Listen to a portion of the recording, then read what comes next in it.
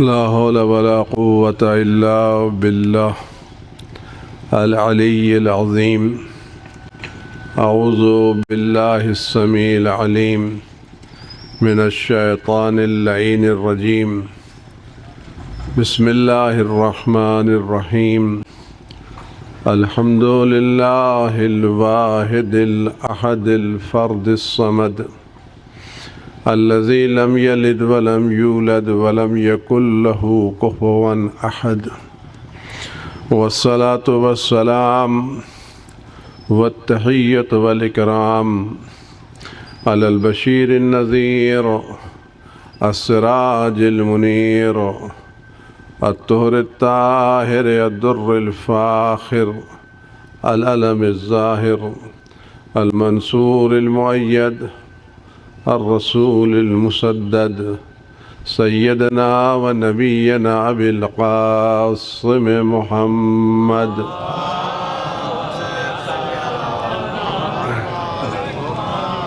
وعلى آله الطيبين الطاهرين المعصومين المظلومين الذين أذهب الله عنهم الرجس وطهرهم تطهيرا.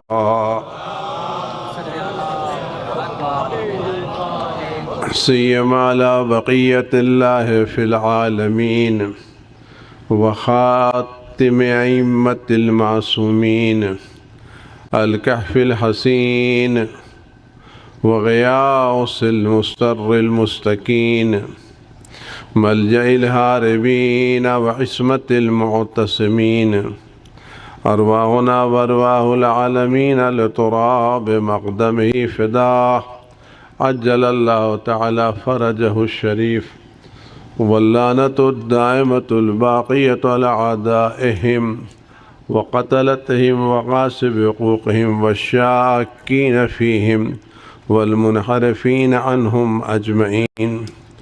أعوذ بالله السميع العليم من الشيطان الرجيم.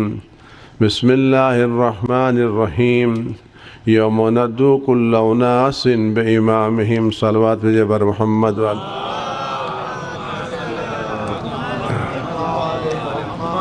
آپ حضرت گزارش ایک مرتبہ سورہ الحمد اور 3 مرتبہ سورہ مبارک توحید فرمایا کہ مرحوم مغفور مجیب الحسن ابن علی حسن خان مرحوم عباس سمر بنت جھیگن خان اور جملہ مومنین و مومنات کے روح کا ارسال فرما دیں.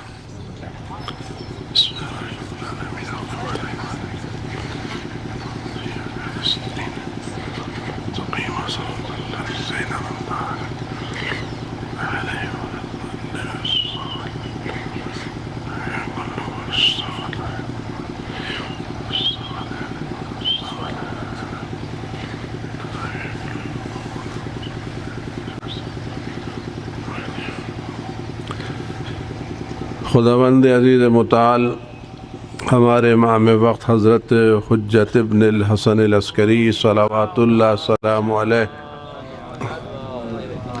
کہ ظہور پر نور میں تعجیل فرمائے، ہر آفت و بلات کو محفوظ رکھے، ہر درد و غم و علم کو وجود مقدس سے دور فرمائے، ان کے ظہور پر نور صدقے میں دنیا کو عدل انصاف سے پر فرمائے، ظلم و جور سے پاک فرمائے، پرچم اسلام کو سر بلند فرمائے، پرچم کفر و نفاق کو سر نگوں فرمائے، اور ان چند لمحات میں جو خداوند عالم نے ذکر اہل بیت علیہ السلام کی توفیق دی ہے، اس کی بارگاہ میں معصومین کے دست بدماغ خدا ان چند لمحات میں شیطانی وسوسوں سے اور نفس امارہ سے محفوظ رکھتے ہوئے گناہ گار زبان کو توفیق دے کچھ ایسی باتیں اس گناہ گار زبان پر جاری ہو سکیں جو خدا اور رسول کی خوشنودی کے سبب ہوں اور ہماری اور آپ کی بہتری کے سبب ہوں. ان سب کے لیے اپنے امام کی سلامتی کی درخواست کرتے ہیں اور انہوں سے بہترین دعا کا مطالبہ کرتے ہیں. اعوذ باللہ من الشیطان الرجیم. بسم اللہ الرحمن الرحیم.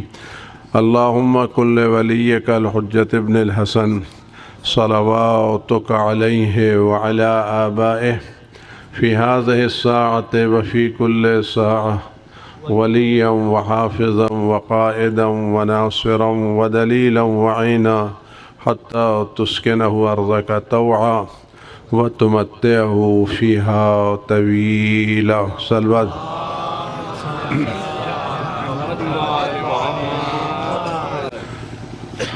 انسان کی عقل مندی کی دلیلوں میں ایک دلیل یہ ہے کہ اس کو اپنے سرمایوں کا احساس ہونا چاہیے کہ اس کے پاس کتنا گراقد سرمایہ ہے اور اس کے گھر میں کتنے قیمتی ہیرے موجود ہیں.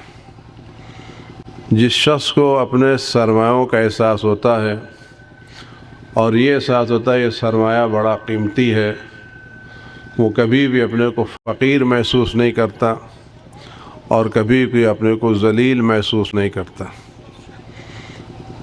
فقیر وہ محسوس ہوتا ہے جس کو اپنے سرمایوں کا احساس نہیں ہوتا یا اس کی قدر و قیمت کو اس کا اندازہ نہیں ہوتا. اگر کسی کے گھر کے اندر ہیرے موجود ہیں اور اس کو اس ہیروں کی موجودگی ہی کا پتہ نہیں ہے یا پتہ ہے ان کی قیمتوں کا پتہ نہیں ہے تو وہ اپنے کو فقیر سمجھے گا اور دوسروں کے سامنے ہاتھ پھیلائے گا. لیکن جو جانتا ہے کہ میرے پاس جو ہیرے ہیں وہ دنیا میں کسی کے پاس نہیں ہیں اور اس کی قیمت دنیا میں کوئی نہیں لگا سکتا، تو چاہے اس کے پاس ایک وقت کی روٹی ہو یا نہ روٹی ہو، وہ اپنے کو غریب محسوس نہیں کرے گا، وہ اپنے کو فقیر محسوس نہیں کرے گا. کیوں کہتا ہے میں ہیرے رکھتا ہوں، ساری دنیا میں اکیلے ہم ہیں جن کے پاس عقیدہ امامت کا وہ ہیرا ہے جو دنیا میں کسی کے پاس نہیں ہے. ایک صلوات جو محمد والے.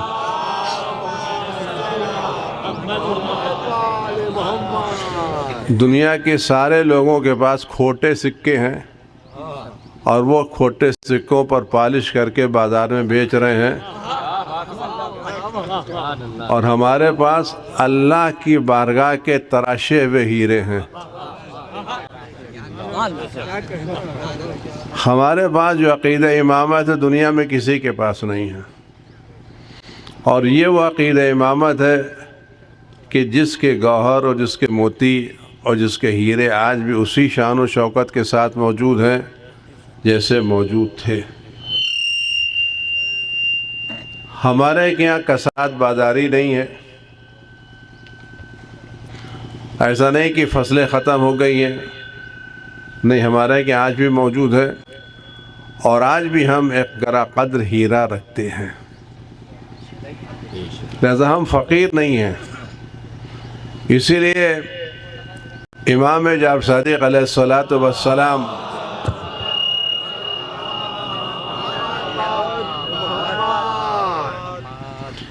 کی خدمت میں ایک شخص نے اپنی غریبی اور فقیری کی داستان لکھ کے بھیجی.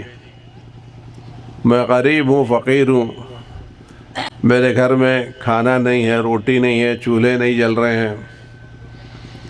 تو امام نے اس کو پیسے تو بھیج دیے، لیکن اس سے پوچھا بتاؤ تمہارے پاس جو عقیدہ امامت ہے تم اس کو کتنے میں بیچنا چاہتے ہو؟ عقیدہ کتنے میں بیچنا چاہتے ہو؟ 100 میں، 200 میں، 500 میں، 1000 میں؟ کہ مولا اس کو کسی میں نہیں بیچنا چاہتا. تو مولا نے فرمایا وہ شخص جو اپنے دل میں ہماری محبت رکھتا ہے اور اپنے کو فقیر سمجھتا ہے وہ ہماری محبت کی توہین کر رہا ہے.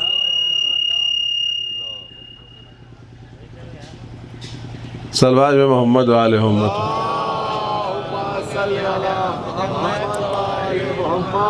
سرمایہ کہتے کسے ہیں؟ جو کام آ جائے. آپ جس سے دوا کر سکتے ہو، علاج کر سکتے ہو، کپڑے بنوا سکتے ہو، گھر بنوا سکتے ہو، مشکلات دور کیسے، تو سرمایہ کہتے ہیں. آج سے چند سال پہلے 2000 کا نوٹ چلتا تھا. کل اس کی قیمت تھی، آج اس کی کوئی قیمت نہیں ہے، کیونکہ اب یہ 2000 کا نوٹ کسی کام کے آنے والا نہیں ہے. تو قیمت کاغذ کی نہیں ہے، قیمت یہ کہ اس چیز سے کیا کیا چیزیں دور ہو سکتی ہیں. اگر ہم اس سے دوا خرید سکتے تو قیمتی ہے، مکان بنوا سکتے ہیں تو قیمتی ہے، مشکلات دور کر سکتے ہیں تو قیمتی ہے۔ تو جو چیز اسی لیے ہم پیسے کے پیچھے دوڑتے ہیں، کیوں دوڑ رہے ہیں؟ تو یہ ہے تم اچھا مکان بنا لیں گے، یہ ہے تم قیمتی کپڑے پہن لیں گے، یہ ہے تم اچھی گاڑی خرید لیں گے، اسے تو پیسے کے پیچھے دوڑتے ہیں۔ اگر پیسے یہ خصوصیت صرف کر لی جائے اور آج اس پیسے سے کچھ نہ ہو سکے تو کوئی دوڑے کس کے پیچھے؟ سامنے پڑا ہوگا نہیں اٹھائے گا۔ تو ہم سرمایہ کے پیچھے اسی لیے دوڑ رہے ہیں کہ سرمایہ سے ہمارے مشکلات حل ہوتی ہیں۔ لیکن کیا واقعاً اصلی سرمایہ پیسہ ہے یا اس کے علاوہ بھی کوئی چیز سرمایہ ہے؟ آیا وہ سرمایہ ہمارے پاس ہے یا نہیں؟ ہم پیسے سے کیا خرید سکتے ہیں؟ ہم پیسے سے دوا خرید سکتے ہیں، شفا نہیں۔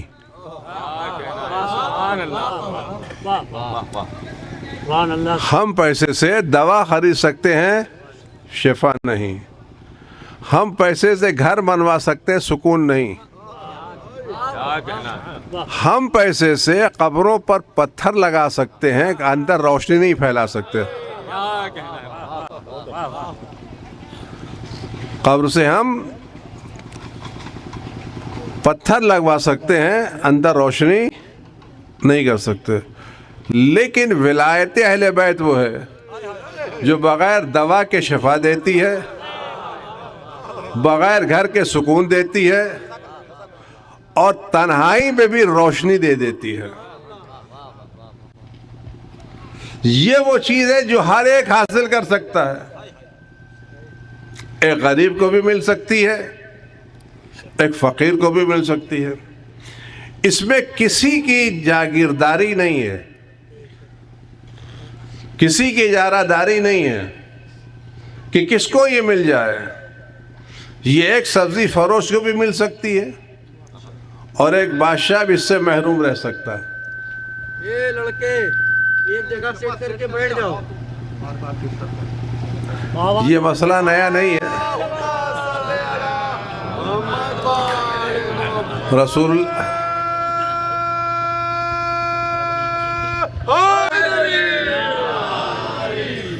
اللہ بھی جب فضائل بیان کرتے تو لوگ سیٹیاں بجایا کرتے تھے۔ ایک صلی اللہ علیہ محمد و آلہ محمد۔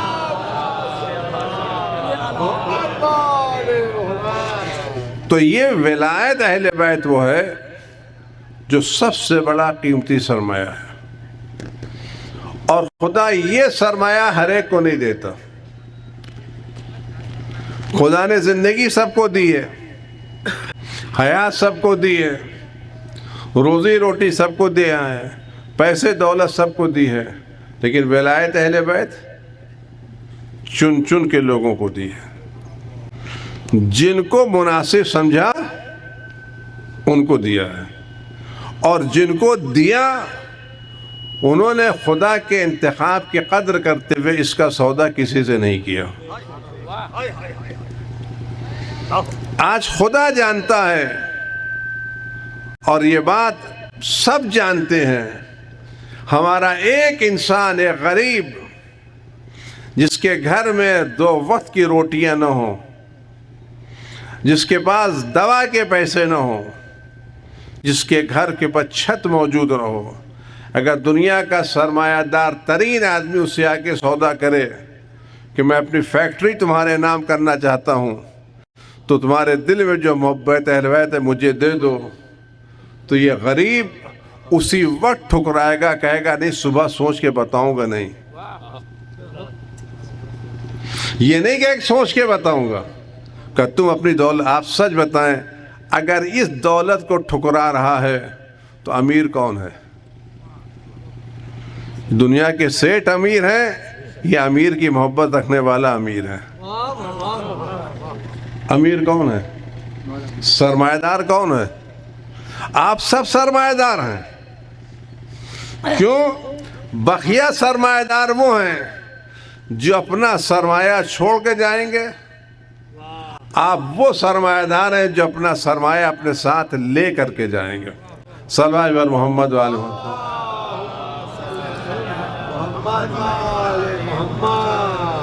عزیزان کرام، بھائی زیادہ وقت آپ کا نہیں لینا ہے، 15 شعبان ہے۔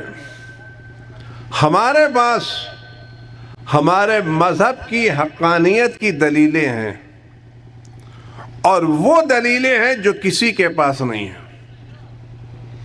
ہم خاندانی شیعہ نہیں ہیں، ہم استدلالی شیعہ ہیں، ہم دلیل کے ساتھ شیعہ ہیں۔ ہم اپنی ہر چیز پر دلیل رکھتے ہیں، اور ان دلیلوں میں ایک دلیل ہمارے امام کا وجود،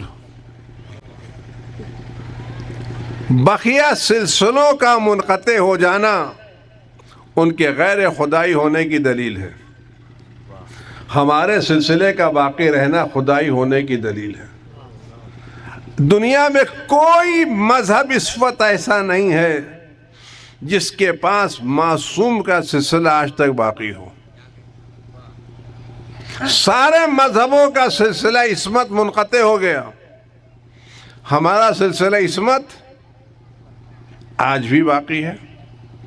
اور آپ غور کریں، ہمارے معصومین نے ہم سے فرمایا ہے تم نمازوں میں انا انزلنا پڑھا کرو، یہ انا انزلنا تمہارے مذہب کی حقانیت کی دلیل ہے۔ تم اس سورے کو دوسروں کے سامنے پیش کرو اور دوسروں اس کا جواب مانگو۔ یہ جو آپ کہتے ہیں کہ ہمارے کیا نمازوں میں انا انزلنا پڑھتے دوسرے نہیں پڑھتے، وہ دل میں کمی کی بنا پر نہیں پڑھتے، وہ جب نہیں پڑھتے تو سوچتے پڑھیں گے تو پکڑے جائیں گے۔ میں زیادہ تفصیل میں نہیں جانا چاہتا، آپ اس سورہ انزلنا کو پڑھیے، آخر تنزل الملائکۃ والروح فیہا بإذن ربہم من کل امر۔ شب قدر آتی نہیں آتی؟ عربی کے اعتبار سے تنزل و مضارع کا صیغہ ہے، فرشتے نازل ہوتے رہتے ہیں، نہ کہ نازل ہوتے تھے۔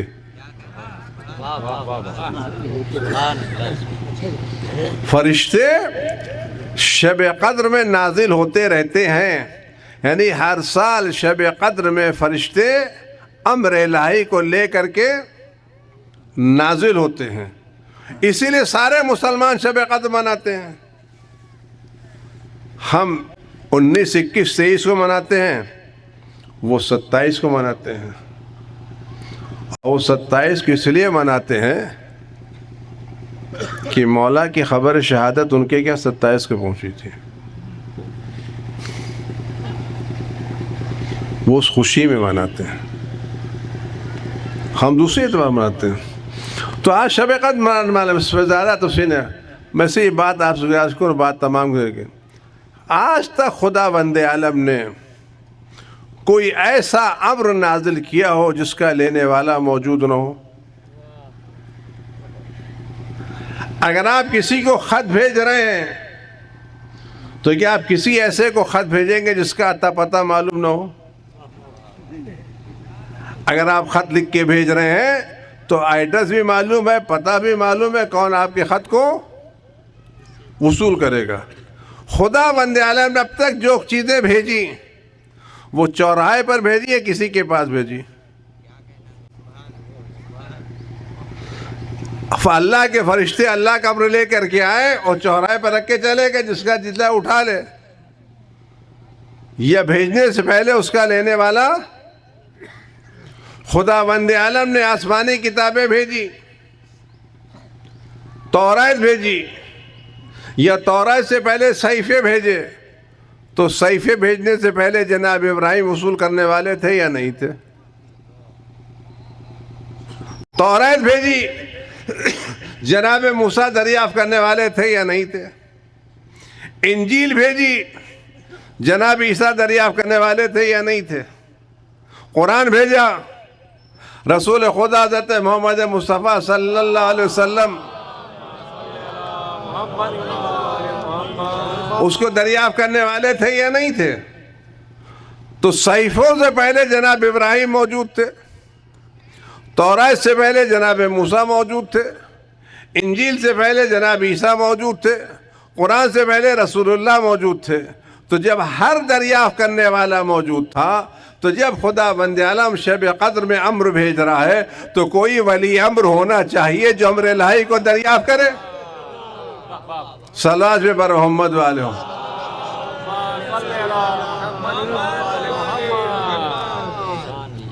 جب ہر شب قدر میں امر نازل ہو رہا، تنزل الملائکۃ والروح فیہا بإذن ربہم من کل امر، یہ جو ساری چیزیں نازل ہو رہی شب قدر میں، حیات ہے، زندگی ہے، فقر ہے، فاقہ ہے، صحت ہے، جو سب کچھ سال بھر ہونے والا ہے، یعنی خدا بند عالم کا بجٹ شب قدر میں پیش ہوتا ہے۔ تو کس کے پاس پیش ہوتا ہے کسی کے پاس ولی امر؟ اگر نہیں ہے تو خدا بھیج کس کے پاس رہا ہے، اور ہے تو کس کے پاس بھیج رہا ہے؟ تو شب قدر بتا رہی کوئی ولی امر ہے جس کے پاس امر الہی آ رہا ہے، اور اکیلے ہم ہیں جو ولی امر کے وجود پر یقین رکھتے ہیں۔ شب قدر کا وجود ہمارے مذہب کی حقانیت کی دلیل ہے۔ آج ہم یتیم نہیں ہیں،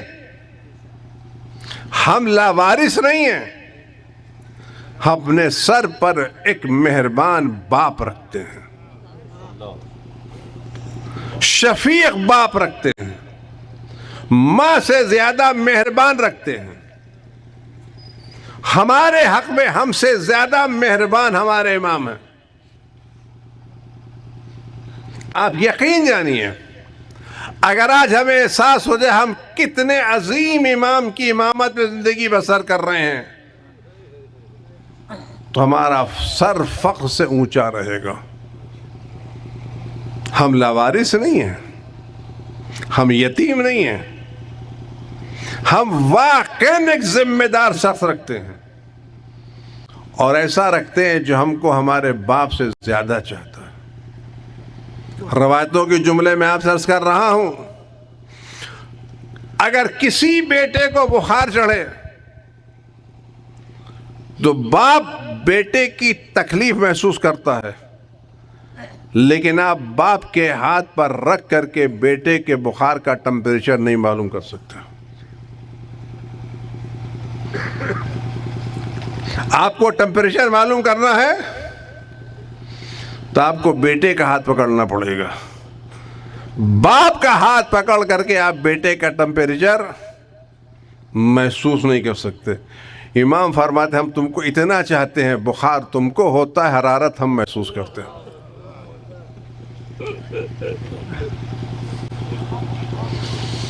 بخار تم کو چڑھتا ہے، حرارت ہم محسوس کرتے ہیں۔ مولا کائنات حضرت علی ابن ابی طالب علیہ السلام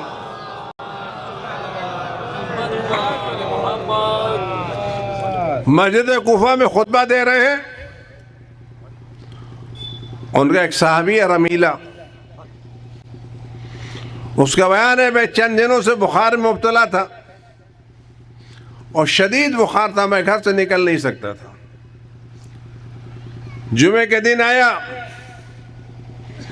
حرارت کچھ کم ہو گئی، میں نے اپنے میں اچھائی تو میں نہا کر کے مسجد میں خطبہ سننے کے لیے آ گیا۔ آپ غور سنیں کہ ہم کیسا امام رکھتے ہیں۔ ہمارے امام غیبت میں ہے، غفلت میں نہیں ہے۔ غیبت میں ہے، غفلت میں نہیں ہے، غائب ہے، غافل نہیں ہے۔ تو ربی کا میں خطبہ سن رہا تھا، خطبے کے دوران پھر بخار واپس آ گیا، تو میں مولا کے سامنے بیٹھا ہوا تھا، میں کھسک کر کے ایک ستون کے پیچھے چلا گیا تاکہ میرے چہرے کا جو رنگ بدل رہا ہے اس کو مولا نہ دیکھیں۔ تو میں ستون کے پیچھے چلا گیا، جب نماز تمام ہوئی مولا جانے لگے تو میں بھی مولا کے ساتھ ساتھ چلنے لگا.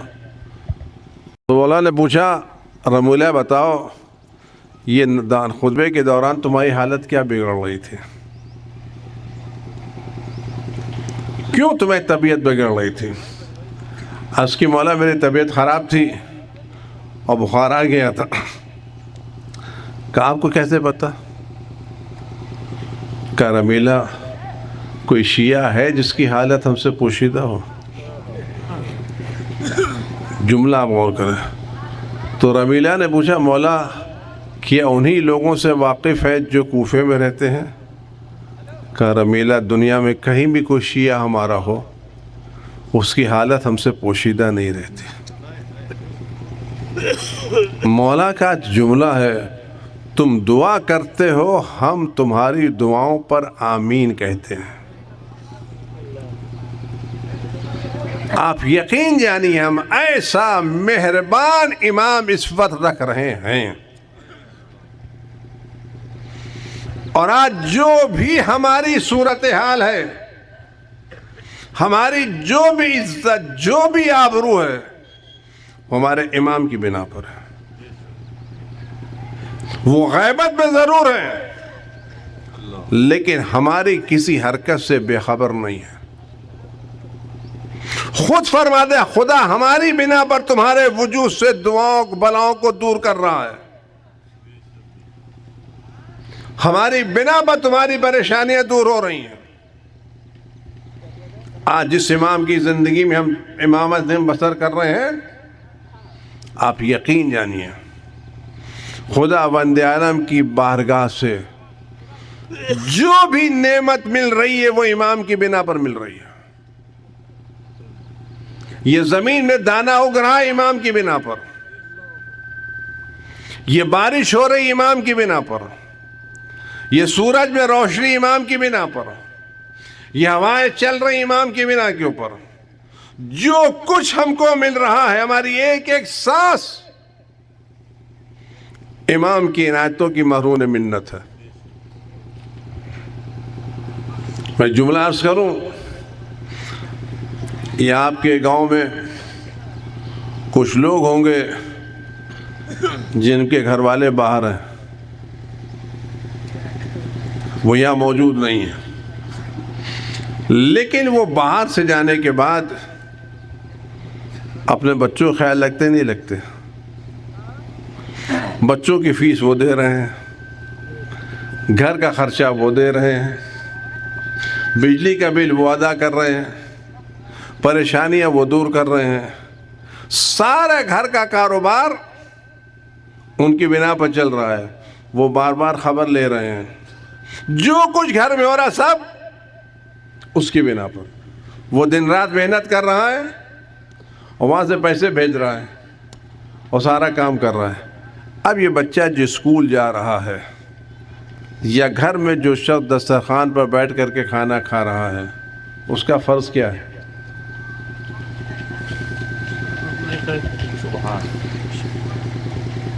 اس کا فرض کیا ہے؟ یہ کھانا کھا کر اٹھ کے چلا جائے یا جس کی بنا پر کھانا کھا رہا اس کی صحت کی دعا کرے.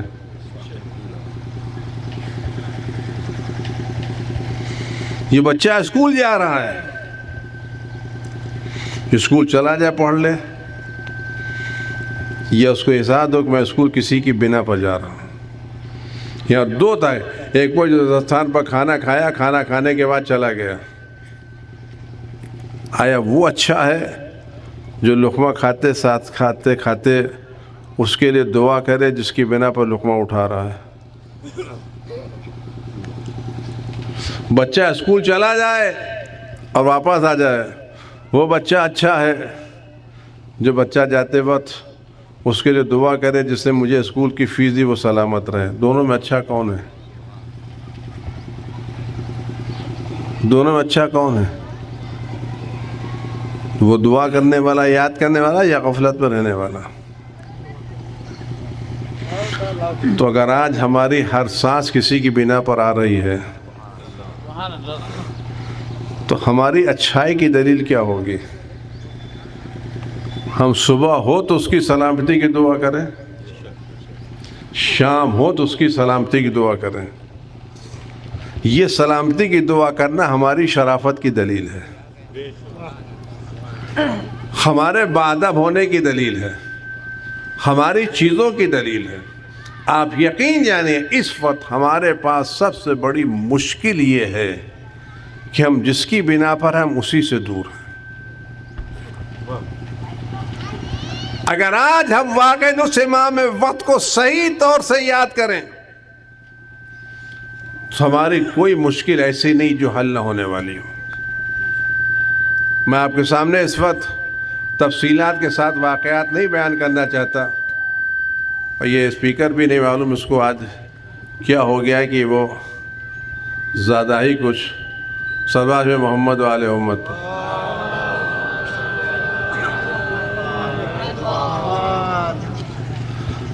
آپ غور کریں،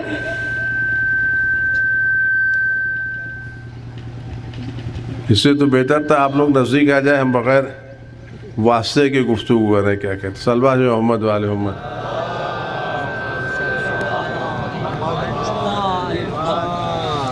آپ غور کریں یہ امام ہے کون؟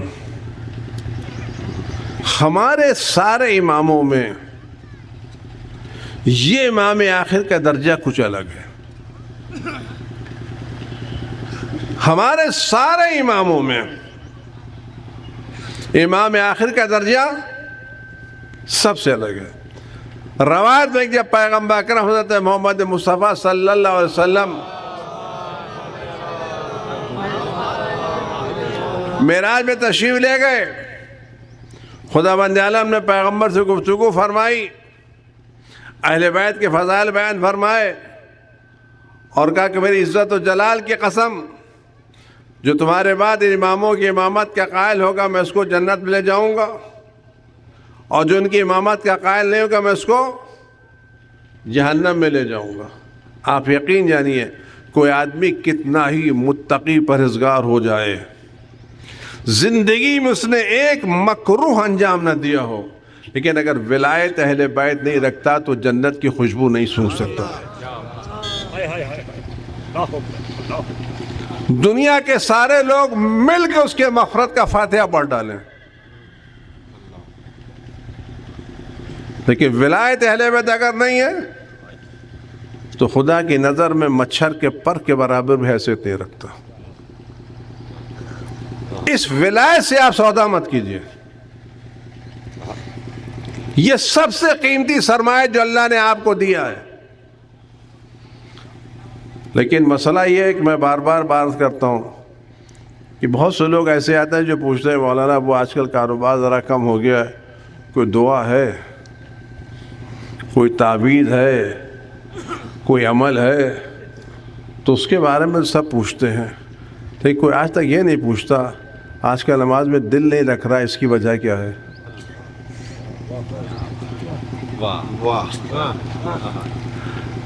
کرم تعقیبات پڑھتے تھے، مہینے سے تعقیبات نہیں پڑھ پا رہے، اس کی وجہ کیا ہے؟ تو دنیا گھٹ جائے سب کو فکر ہوتی ہے، معنویت میں کمی ہو جائے. اصل سرمایہ دنیا تھوڑی، اصل دنیا تو معنویت آپ کو لے کے جانا ہے. اب یہ پوچھے ولایت میں اضافہ کیسے ہوگا، محبت میں اضافہ کیسے ہوگا، ہم کس طرح سے اہل بیت سے قریب ہوں؟ تو خدا نے پیغمبر سے فرمایا یہ تمہارے اوصیاء ہیں. تو پیغمبر تم ان کو دیکھنا چاہتے ہو؟ آج کے یہاں پروردگار میں دیکھنا چاہتا ہوں کہ پیغمبر عرش پر نظر کروں. پیغمبر عرش کی طرف گئے، کہتے میں نے وہاں پر 12 نور دیکھے. عرش کے اوپر میں نے 12 نور دیکھے. خدا کا یہ میرے اولیاء ہیں، میں ان کے دوستوں کو جنت میں لے جاؤں گا، دشمنوں کو جہنم میں لے جاؤں گا. یہ میرے اولیاء ہیں، یہ میرے اوصیاء ہیں.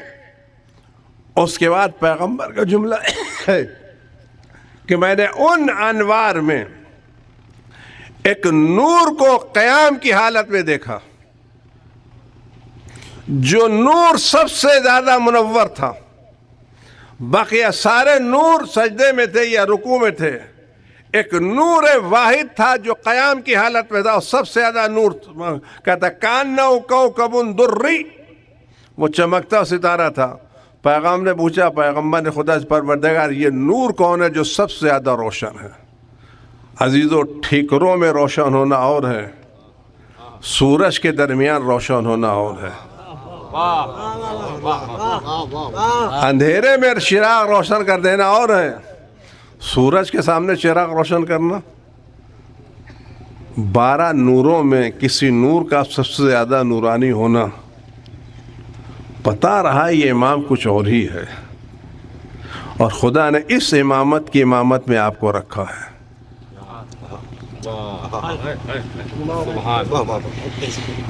خدا نے کس عظیم امامت کی امامت کے دور میں آپ کو رکھا ہے.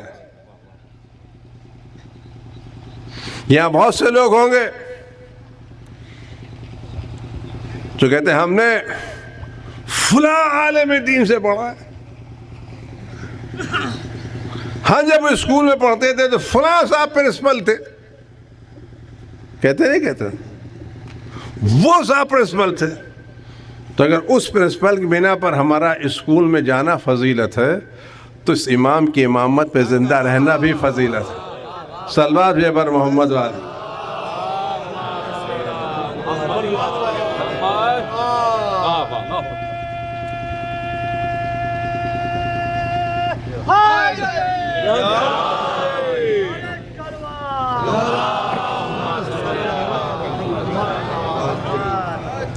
دیکھیں لوگ کہتا ہم ناصر ملت سے شاگرد ہیں، نجف سلط ہم آیت اللہ خوئی کے شاگرد ہیں، وہ کہتے ہم آیت اللہ نائنی کے شاگرد ہیں.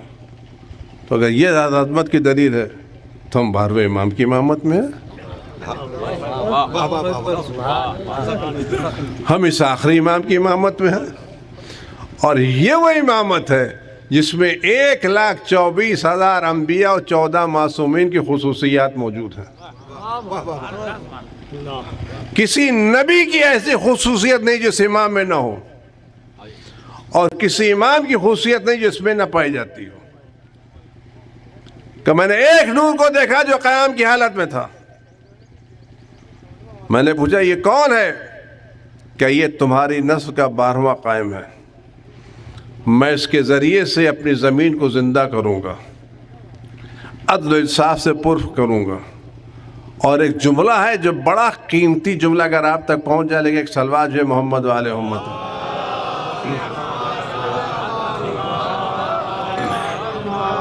اگر یہ جملہ میری سعادت میں اللہ توفیق دے میں جملے کو آپ سے بیان کر سکوں، میری سعادت ہوگی. سارے انبیاء میں بڑا درجہ ہے جناب ابراہیم کا، خلیل اللہ ہے. موسیٰ کلیم اللہ، عیسیٰ روح اللہ، ابراہیم خلیل اللہ. خلیل اللہ کے بعد سب سے بڑا درجہ کس کا ہے؟ پیغمبر حبیب اللہ. ابراہیم خلیل اللہ، پیغمبر حبیب اللہ. خلیل و حبیب میں فرق یہ ہے، خلیل وہ ہے جو خود سے کسی کے دروازے پر جائے، اور حبیب وہ ہے جس کو بلایا جائے.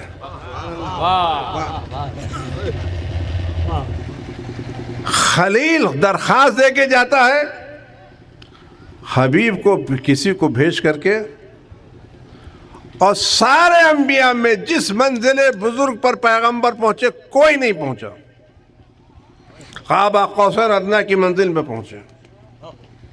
اور خدا نے پیغمبر کو حبیب کا لقب دیا، اس سے بڑا کوئی لقب کسی نبی کو نہیں ملا. پیغمبر حبیب الہی ہے، سب سے زیادہ محبوب اس کائنات میں پیغمبر کی ذات.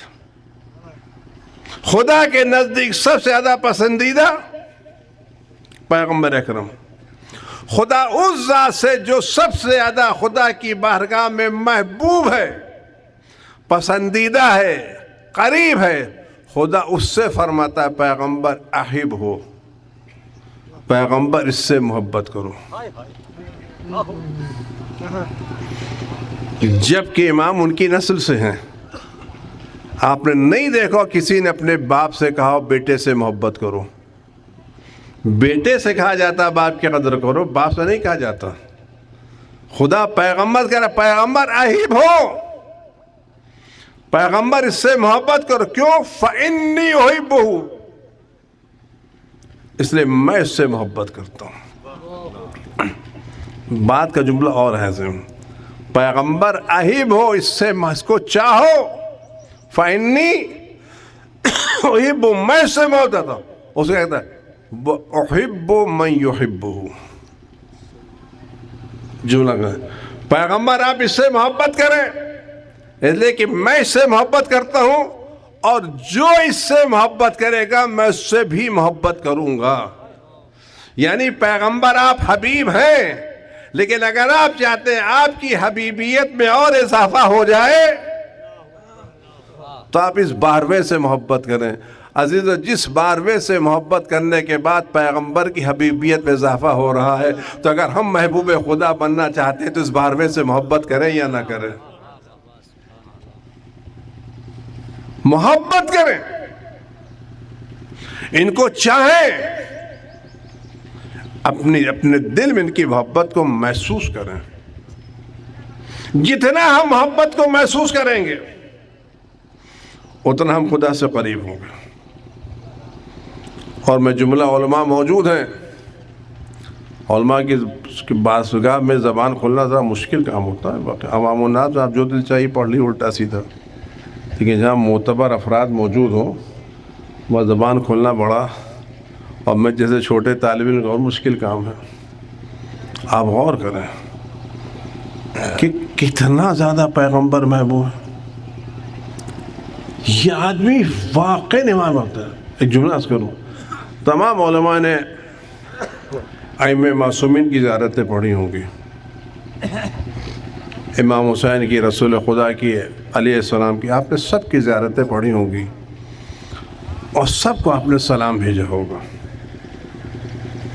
لیکن جو سلام کا انداز دعائے عہد میں ہے وہ کسی بھی امام کے پاس نہیں ہے۔ آپ پڑھ ڈالیے زیارت جامعہ پڑھ ڈالیے، زیارت وارثہ پڑھ ڈالیے، زیارت عاشورہ پڑھ ڈالیے، ساری زیارتیں پڑھ ڈالیے، لیکن جو سلام کا انداز دو عہد میں کہیں نہیں ہے۔ اور جملہ عرض کرنا چاہتا ہوں، اگر آپ دیکھ رہے ہیں کہ کوئی آدمی آیا ہے اور پورا ملک اس کے استقبال میں لگا ہے، تو استقبال بتائے گا کہ آدمی بڑا ہے یا نہیں ہے۔ کبھی کوئی آدمی کسی چھوٹے کا احترام بہت انداز سے نہیں کرے گا۔ چاپلوسی کی بات الگ ہے، اس کا لینا دینا نہیں ہے، لیکن آپ نے کہیں نہیں دیکھا ہوگا کہ کسی ملک کا کہ معمولی کلرک آیا ہو اور راشٹرپتی نے اس کا استقبال کیا ہو۔ ایک معمولی وجہ نہیں ہے۔ اگر استقبال قاعدے سے ہو رہا ہے تو اس کا مطلب شخصیت بہت بڑی ہے۔ استقبال بتائے گا شخصیت بہت بڑی ہے۔ آپ زیارت دو عہد کے فرق، سلام سلام زنت عرش اللہ ومداد کلماتہ وما احصاء علمہ وما احاطہ بہ، زنت عرش اللہ، وہ سلام جو عرش الہی کے ہم وزن ہو، اور وہ سلام جو علم الہی کے اعتبار سے ہو۔ علم الہی لامحدود، کتاب الہی لامحدود۔ اگر روزانہ کسی کو ہم وزن عرش سلام ہو رہا ہے تو اس کا مطلب ہے شخصیت عرش سے زیادہ بڑی ہے، تبھی تو سلام ہو رہا ہے۔ کوئی آدمی باہر سے آتا ہے تو زندگی میں ایک مرتبہ استقبال ہوتا ہے، روزانہ نہیں۔ ایک مرتبہ استقبال ہوتا ہے، روزانہ نہیں۔ یا تو زنت عرش اللہ کے اگر آپ بات کریں تو ہر وقت کہیں نہ کہیں صبح ہو رہی ہے، اور ہر وقت کوئی نہ کوئی یہ زیارت پڑھ رہا ہے، تو کوئی شخصیت ہے جو مسلسل جس پر عرش کو نثار کیا جا رہا ہے۔ کوئی ہے شخصیت جو عرش سے زیادہ وزنی ہے۔ زنت عرش اللہ ومداد کلماتہ، اللہ کے کلمات کی روشنائی قرآن کا جملہ ہے کہ اگر سارے سمندر سیاہی بن جائیں، سارے درخت قلم بن جائیں، تب بھی کلمات الہی ختم نہیں ہوں گے۔ قرآن کہہ رہا ہے کہ اگر سارے سمندر سیاہی بن جائیں اور دنیا کے سارے درخت قلم بن جائیں، آپ غور تو کریں، درخت بن گیا، آپ ایک درخت اٹھائیے، اس سے آپ کتنے قلم بنائیں گے؟ آپ ایک نیم کا درخت کاٹ لیجئے، کتنے قلم بنیں گے اس سے؟ اور ایک ڈرم آپ روشنائی رکھیے، کتنے لوگ لکھیں گے؟ پورا محلہ لکھیں، سال بھر چلے گا نہیں چلے گا؟ ایک درخت کا قلم بنائیں تو پورے شہر میں قلم کی ضرورت نہیں پڑے گی، اور ایک ڈرم روشنائی سے سال بھر چلے گا۔ کتنے لوگ کوئی ہے جو ایک قلم، ایک درخت کے قلم اور ایک ڈرم کے روشنائی سے لکھنے ہوئے الفاظ کو شمار کر سکتا ہو؟ نہیں کر سکتا نا۔ تو جب ایک درخت نہیں سکتا تو دنیا کے سارے درخت قلم بن جائیں اور سارے سمندر سیاہی بن جائیں، تب بھی کلمات الہی تمام نہیں گے۔ تو جو کلمات الہی تمام نہیں ہو رہے ہیں، اگر اس کلمات الہی کے اعتبار سے کسی کو سلام کیا جا رہا ہے تو شخصیت کتنی بڑی ہے۔ خدا نے آپ کو کون سا امام دیا ہے؟ خدا نے آپ کو کون سی نعمت دی ہے؟ آپ فخر کریں آپ 12ویں امام کی امامت میں ہیں، سر اٹھائیں کہ اللہ نے ہم کو اس امام کی امامت میں رکھا ہے۔ کوئی معمولی امام نہیں اللہ نے جو آپ کو دیا ہے، لیکن ہمارا فریضہ کیا ہے؟ میں ایک جملہ عرض کروں آپ کی خدمت میں، اور اس کو آپ محسوس کریں اگر آپ تک بات پہنچ جائے۔ ابھی عید آنے والی ہے اور گھر کے بزرگ عید میں بچوں کے لیے کپڑے وپڑے بنواتے ہیں، سارے بچوں کے کپڑے وپڑے بن گئے اور گھوم رہے ہیں، پھر رہے ہیں، یہاں جا رہے ہیں وہاں جا رہے ہیں، سب کچھ کام کر رہے ہیں، اور جس بزرگ نے ان سب کے لیے کپڑے بنوائے، عیدی دی، وہ کمرے میں بیٹھے ہوئے ہیں اور کوئی ان کو سلام کرنے نہیں جا رہا ہے۔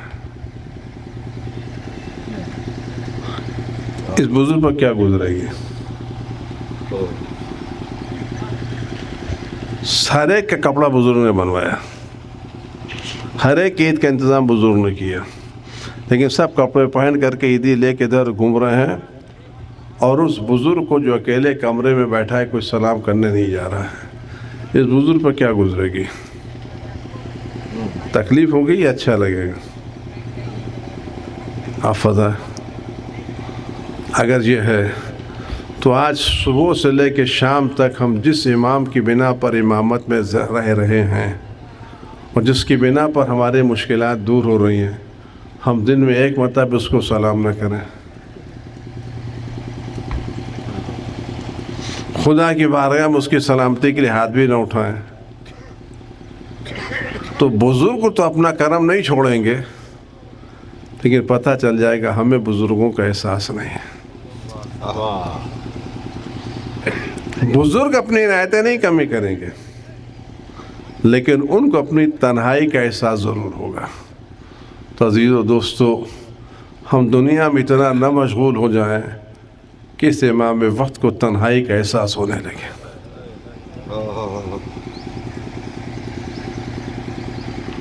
ایسا نہ ہو، اس گاؤں میں ایسا نہ ہو کہ صبح ہو جائے شام ہو جائے اور کوئی اپنے امام وقت کو سلام بھی نہ کرے، کوئی ان کے لیے ہاتھ اٹھا کے 2 لفظ کی دعائیں بھی نہ کرے۔ خدا نہ کرے کسی بزرگ کو تنہائی کا احساس ہو، اور تنہائی کا احساس اس وقت کھل جاتا ہے جب پورا گھر بھرا ہو اور بزرگ اکیلا ہو۔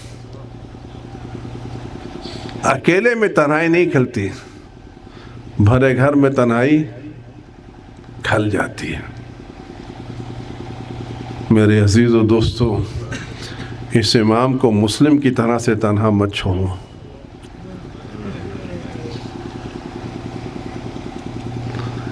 اس امام کو اکیلا مت چھوڑو. ہم کچھ نہیں کر سکتے، کم سے کم سلامتی کی دعا تو کر سکتے ہیں. واقعی یہ امام ایک عظیم امام ہے، واقعی ایک عظیم امام، اور ہمیں بے پناہ چاہتے ہیں. یہ سارے جملے کا ہم گناہ گار، ہم خطا کار، ہم ٹوٹے پھوٹے، ایسا نہیں ہے. یہ سب شیطانی وسوسے ہیں. میں ایک بات کہتی ہے مجلس تمام کروں. آپ سچ بتائیں، اگر ایک باپ کے متعدد بیٹے ہیں، خدا سب کو سلامت رکھے، 2-4 بیٹے صحیح و سالم ہیں اور ایک بیٹا معذور ہے، تو کیا باپ اچھے سے محبت کرتا ہے؟ معذور سے نہیں کرتا.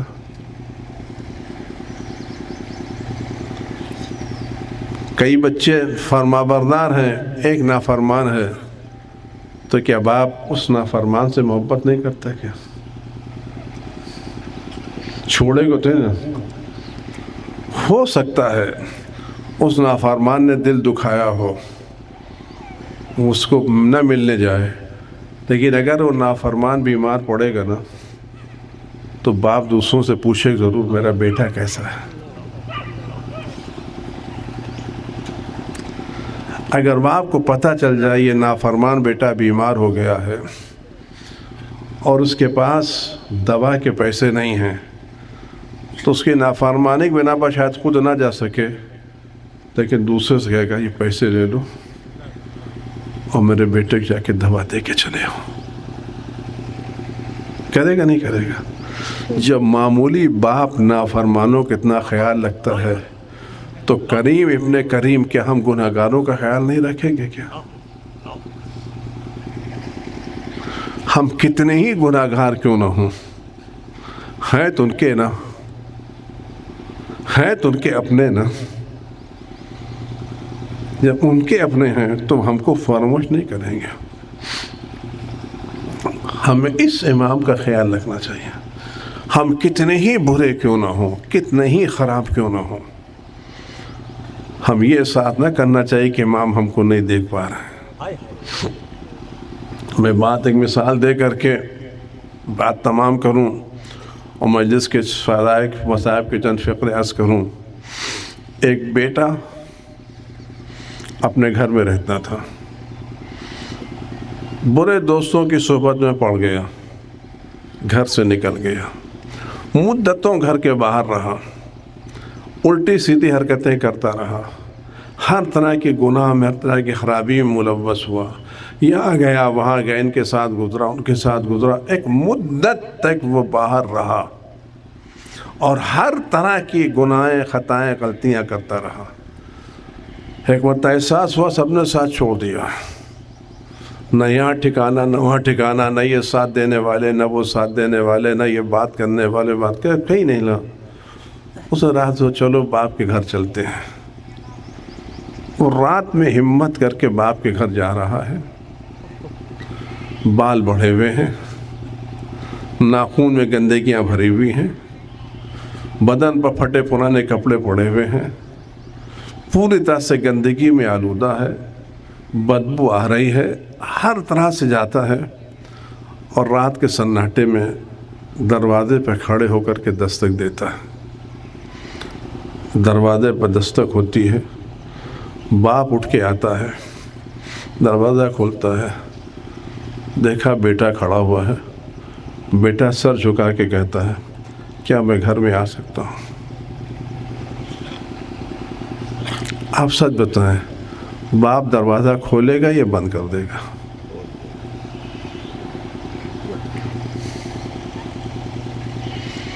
باپ دروازہ بند کرے یا کھول دے گا؟ کھولے گا نا. اگر ایک باپ ایسے الٹے تیسے بچے کو قبول کر سکتا ہے تو کریم امام کے دروازے پر اگر ہم جائیں گے زہرا کا نام لے کر کے، حسین کا نام لے کر کے، تو وہ کریم ہم کو اپنے دروازے سے دور نہیں کریں گے،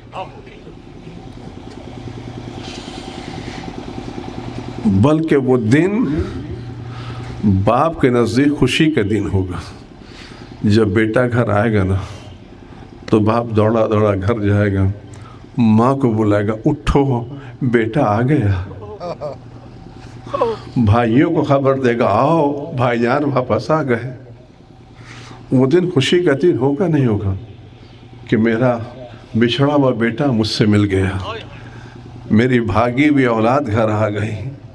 عزادارو اگر وہ خوش ہوگا تو جس وقت ہم گناہوں کے باوجود نماز صبح پڑھنے کے بعد حسین کے چند مصائب پڑھنے کے بعد کہیں گے یا ابن رسول اللہ ہم گناہ گار ہیں, خطا کار ہیں, ہر طرح کی بلائیوں میں آلودہ ہیں, آپ کے دروازے پہ آ سکتے ہیں.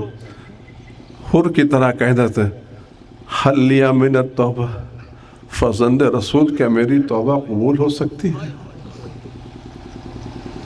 فند رسول کیا میری آمد قبول ہو سکتی ہے؟ آپ یقین جانیں وہ لمحہ امام کے لیے خوشی کا لمحہ ہوگا جب کوئی بیٹا امام کے دروازے پر جائے گا. اور ہمارے پاس تو امام تک جانے کے بہت سے راستے ہیں, ہمارے پاس تو بہت سے راستے ہیں. ان راستوں میں ایک راستہ حسین کی مجلس سے ہے. یہ فرشیزہ امام کی بارگاہ میں جانے کا ذریعہ ہے. میں بات عرض کر رہا ہوں اور یہیں سے مصائب کے چند فقرے عرض کرنا چاہتا ہوں. کتنے ہی کسی سے تعلقات خراب ہو جائیں, آنا جانا برسوں سے چھوٹ جائے تو آدمی شادی کے موقع پر نہیں جاتا, لیکن اگر کسی کے گھر میں میت ہو گئی ہو تو کتنے ہی تعلقات بگڑ گئے ہوں, کتنے ہی آنا جانا بند ہوئے, لیکن اگر کوئی باپ کی میت میں آ جاتا ہے نا تو آدمی اس قاتل کو بھی باہر نہیں کرتا, کیونکہ میرے باپ کی میت میں آیا ہے, میرے باپ کی تعزیت میں آیا ہے. آدمی شادی میں پوچھ سکتا ہے لیکن تعزیت میں نہیں پوچھتا.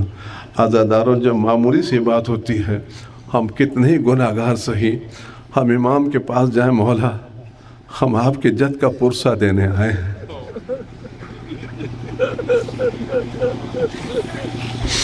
آپ کے عباس کی تعزیت دینے آئے, ہم آپ کے اصغر کی تعزیت دینے آئے ہیں.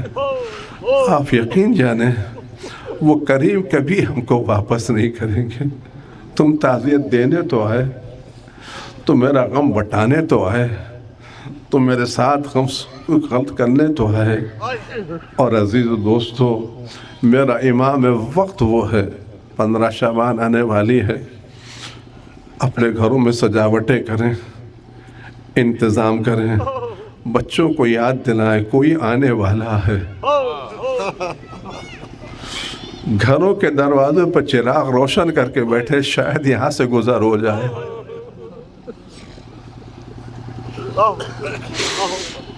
انتظار تو کر کے دیکھیں, گھر سجا کے تو دیکھیں, انتظام کر کے تو دیکھیں, اپنی بات پیش کر کے تو دیکھیں, ان کو یاد کر کے تو دیکھیں.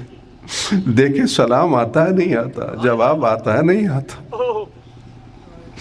عزیز و دوستو میری گزارش ہے اس امام کو تنہا مت چھوڑو, اس کو غریب مت بناؤ, اس کو اپنی زندگی میں لے کے آؤ. آہد کا مولا ہم آپ کے ساتھ ہیں, یہ گھر آپ کا ہے, یہ مجلسیں آپ کے, یہ فرش اعضا آپ کا. بس عزیزان گرامی بات میں نے تمام کر دی. ہم اور آپ جب کبھی فرش اعضا بچتا ہے تو حسین پر روتے ہیں, لیکن یہ حسین کا وارث فرماتے ہیں میں صبح روتا ہوں, شام روتا ہوں, اور آنسوؤں کے بدلے خون روتا ہوں.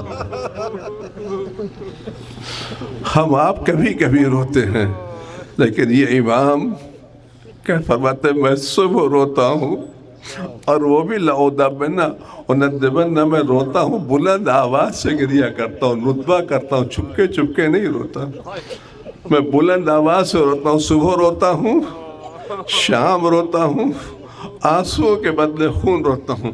اس کی وجہ یہ ہے کہ ہم سب نے مصائب کربلا سنے ہیں, امام وقت اپنی نگاہوں سے مصائب کربلا دیکھ رہے ہیں, اور آنے والا امام جب آئے گا انشاءاللہ دعا کریں شعبان میں کہ ہمارے امام کو ظہور مقدر ہو جائے۔ ایسے ایک گزارش کروں گے، آنے والا آئے گا تو جس وقت کعبے سے اپنے ظہور کا اعلان فرمائے گا تو سب سے پہلے اپنے جد کی مجلس پڑھے گا۔ ظہور کی ابتدا امام حسین کی مجلس سے ہوگی۔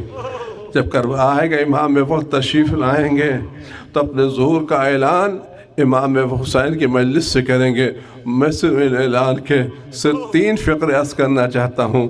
آنے والا جب آئے گا تو کعبے کی پر پش کر کے آواز دے گا، الا یحلی العالم ان جدی الحسین قتلوا الشانہ۔ اے دنیا والوں پہچان لو میں کون ہوں، میں وہ ہوں جس کے جد حسین کو لوگوں نے پیاسا مارا ہے۔ میں وہ ہوں، میرے جد حسین کو لوگوں نے پیاسا مارا ہے۔ اور کیسا پیاسا مارا ہے؟ عزادار اور روایتوں کے جملے ہیں۔ پیاس کی شدت کا اثر یہ تھا حسین آنکھوں سے دیکھتے تھے تو دھواں دھواں نظر آتا تھا، زبان پر اثر یہ تھا کہ بات کرتے تھے لکنت ہوتی تھی، اور دل پر اثر یہ تھا کہ جب کسی مٹی پر پانی ڈال دیا جائے اور وہ سوکھنے کے بعد جگہ جگہ سے پھٹ جاتی ہے، وہ حسین کے دل کی حالت تھی۔ اتنی شدید پیاس تھی، حسین کا دل جگہ جگہ سے شکستہ ہو چکا تھا۔ آواز دے یا اہل العالم، میرا جد حسین کو لوگوں نے پیاسا مارا۔ اور یہی وجہ ہے حسین اتنے پیاسے تھے کہ جب حسین کا ذوالجناح واپس آیا تو سکینہ نے اتنا پوچھا، یا اسب باوفا اتنا بتا کہ میرا بابا جب ذبح کیا گیا تو میرے بابا کو پانی پلایا گیا تھا یا میرا بابا پیاسا ذبح کر دیا گیا؟ اور دوسرا جملہ یہ کہیں گے، الا یحلی العالم ان جدی الحسین صلبوا ریانہ۔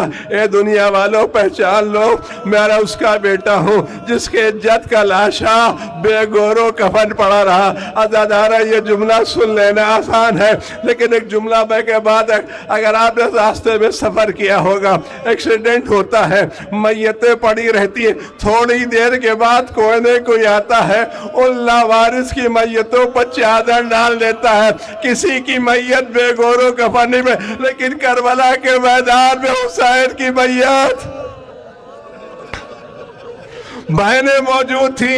اور آخری جملے پر بات تمام کرنا چاہتا ہوں، الا یحلی العالم ان جدی الحسین ساقوا زانا۔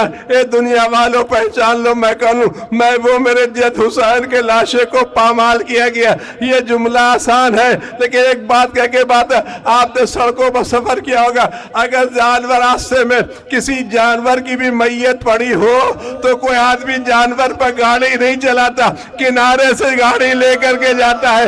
جانور کی میت پر کربلا میں حسین کا لاشا پڑا ہوا تھا، زینب دیکھ رہی تھی، ادھر کے گھوڑے ادھر کے گھوڑے ادھر، حسین کی میت پامال ہو رہی تھی، کوئی حسین کا بچہ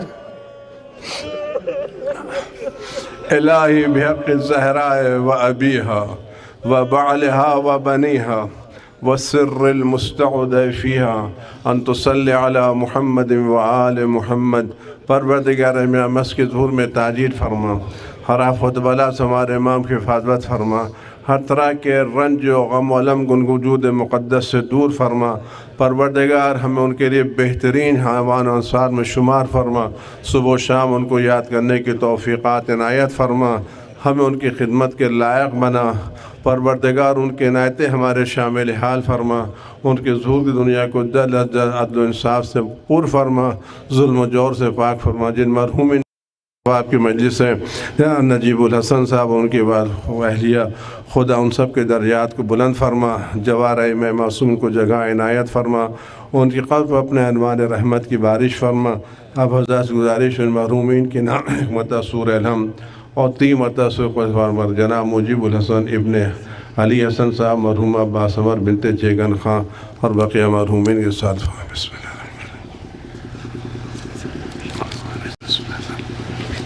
الرحمن الرحیم۔